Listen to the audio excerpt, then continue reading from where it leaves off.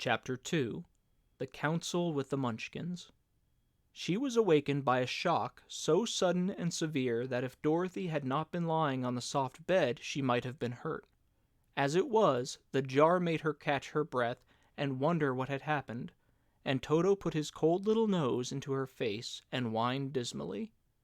Dorothy sat up and noticed that the house was not moving, nor was it dark, for the bright sunshine came in at her window, flooding the little room. She sprang from her bed and with Toto at her heels, ran and opened the door. The little girl gave a cry of amazement and looked about her, her eyes growing bigger and bigger at the wonderful sights she saw. The cyclone had set the house down very gently, for a cyclone, in the midst of a country of marvelous beauty. There were lovely patches of greensward all about, with stately trees bearing rich and luscious fruits. Banks of gorgeous flowers were on every hand, and birds with rare and brilliant plumage sang and fluttered in the trees and bushes.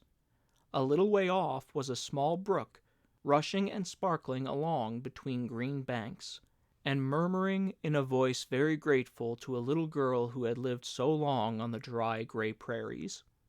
While she stood looking eagerly at the strange and beautiful sights, she noticed coming toward her a group of the queerest people she had ever seen. They were not as big as the grown folk she had always been used to, but neither were they very small. In fact, they seemed about as tall as Dorothy, who was a well-grown child for her age, although they were, so as far as looks go, many years older. 3 were men and 1 a woman, and all were oddly dressed. They wore round hats that rose to a small point a foot above their heads, with little bells around the brims that tinkled sweetly as they moved. The hats of the men were blue, the little woman's hat was white, and she wore a white gown that hung in pleats from her shoulders. Over it were sprinkled little stars that glistened in the sun like diamonds. The men were dressed in blue, of the same shade as their hats, and wore well-polished boots with a deep roll of blue at the tops. The men, Dorothy thought, were about as old as Uncle Henry, for 2 of them had beards, but the little woman was doubtless much older. Her face was covered with wrinkles, her hair was nearly white, and she walked rather stiffly. When these people drew near the house where Dorothy was standing in the doorway, they paused and whispered among themselves, as if afraid to come farther. But the little old woman walked up to Dorothy, made a low bow, and said in a sweet voice, "You are welcome, most noble sorceress, to the land of the Munchkins. We are so grateful to you for having killed the wicked witch of the East, and for setting our people free from bondage." Dorothy listened to this speech with wonder. What could the little woman possibly mean by calling her a sorceress and saying she had killed the wicked witch of the East? Dorothy was an innocent, harmless little girl who had been carried by a cyclone many miles from home. She had never killed anything in all her life. But the little woman evidently expected her to answer, so Dorothy said, with hesitation, "You are very kind, but there must be some mistake. I have not killed anything." "Your house did, anyway," replied the little old woman with a laugh. "And that is the same thing, see?" She continued, pointing to the corner of the house. "There are her 2 feet, still sticking out from under a block of wood." Dorothy looked and gave a little cry of fright. There indeed, just under the corner of the great beam the house rested on, 2 feet were sticking out, shod in silver shoes with pointed toes. "Oh dear!" cried Dorothy, clasping her hands together in dismay. "The house must have fallen on her. Whatever shall we do?" "There is nothing to be done," said the little woman calmly. "But who was she?" asked Dorothy. "She was the wicked witch of the East, as I said," answered the little woman. "She has held all the Munchkins in bondage for many years, making them slave for her night and day. Now they are all set free, and are grateful for you for the favor." "Who are the Munchkins?" inquired Dorothy. "They are the people who live in this land of the East where the wicked witch ruled." "Are you a Munchkin?" asked Dorothy. "No, but I am their friend, although I live in the land of the North. When they saw the witch of the East was dead, the Munchkins sent a swift messenger to me, and I came at once. I am the witch of the North." "Oh, gracious!" cried Dorothy. "Are you a real witch?" "Yes, indeed," answered the little woman. "But I am a good witch, and the people love me. I am not as powerful as the wicked witch was who ruled here, or should I have set the people free myself."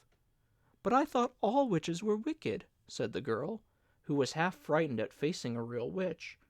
"Oh, no, that is a great mistake. There were only 4 witches in all the land of Oz, and 2 of them, those who live in the north and the south, are good witches. I know this is true, for I am one of them myself, and cannot be mistaken. Those who dwelt in the east and the west were, indeed, wicked witches. But now that you have killed one of them, there is but one wicked witch in all the land of Oz, the one who lives in the west." "But," said Dorothy after a moment's thought, "Aunt Em has told me that the witches were all dead years and years ago." "Who is Aunt Em?" inquired the little old woman. "She is my aunt who lives in Kansas, where I came from." The Witch of the North seemed to think for a time, with her head bowed and her eyes upon the ground. Then she looked up and said, "I do not know where Kansas is, for I have never heard of that country mentioned before. But tell me, is it a civilized country?" "Oh, yes," replied Dorothy. "Then that accounts for it. In the civilized countries I believe there are no witches left, nor wizards, nor sorceresses, nor magicians. But you see, the land of Oz has never been civilized, for we are cut off from all the rest of the world. Therefore we still have witches and wizards among us." "Who are the wizards?" asked Dorothy. "Oz himself is the great wizard," answered the witch, sinking her voice to a whisper. "He is more powerful than all the rest of us together. He lives in the City of Emeralds." Dorothy was going to ask another question, but just then the Munchkins, who had been standing silently by, gave a loud shout and pointed to the corner of the house where the wicked witch had been lying. "What is it?" asked the little old woman, and looked and began to laugh. The feet of the dead witch had disappeared entirely, and nothing was left but the silver shoes. "She was so old," explained the Witch of the North, "that she dried up quickly in the sun. That is the end of her, but the silver shoes are yours, and you shall have them to wear." She reached down and picked up the shoes, and after shaking the dust out of them, handed them to Dorothy. "The Witch of the East was proud of those silver shoes," said one of the Munchkins, "and there is some charm connected with them, but what it is we never knew." Dorothy carried the shoes into the house and placed them on the table. Then she came out again to the Munchkins and said, "I am anxious to get back to my aunt and uncle, for I am sure they will worry about me. Can you help me find my way?" The Munchkins and the witch first looked at one another, and then at Dorothy, and then shook their heads. "At the east, not far from here," said one, "there is a great desert, and none could live to cross it." "It is the same at the south," said another, "for I have been there and seen it. The south is the country of the Quadlings." "I am told," said the third man, "it is the same at the west, and that country where the Winkies live is ruled by the wicked witch of the west, who would make you her slave if you passed her way." "The north is my home," said the old lady, "and at its edge is the same great desert that surrounds this land of Oz. I'm afraid, my dear, you will have to live with us." Dorothy began to sob at this, for she felt very lonely among all these strange people. Her tears seemed to grieve the kind-hearted Munchkins, for they immediately took out their handkerchiefs and began to weep also. As for the little old woman, she took off her cap and balanced the point on the end of her nose, while she counted 1, 2, 3 in a solemn voice.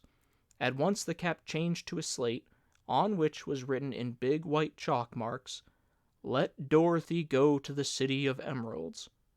The little old woman took the slate from her nose, and having read the words on it, asked, "Is your name Dorothy, my dear?" "Yes," answered the child, looking up and drying her tears. "Then you must go to the City of Emeralds. Perhaps Oz will help you." "Where is this city?" asked Dorothy. "It is exactly in the center of the country, and is ruled by Oz, the great wizard I told you of." "Is he a good man?" inquired the girl anxiously. He is a good wizard. Whether he is a man or not I cannot tell, for I have never seen him." "How do I get there?" asked Dorothy. "You must walk. It is a long journey through a country that is sometimes pleasant and sometimes dark and terrible. However, I will use all the magic arts I know of to keep you from harm." "Won't you go with me?" pleaded the girl, who had begun to look up upon the little old woman as her only friend.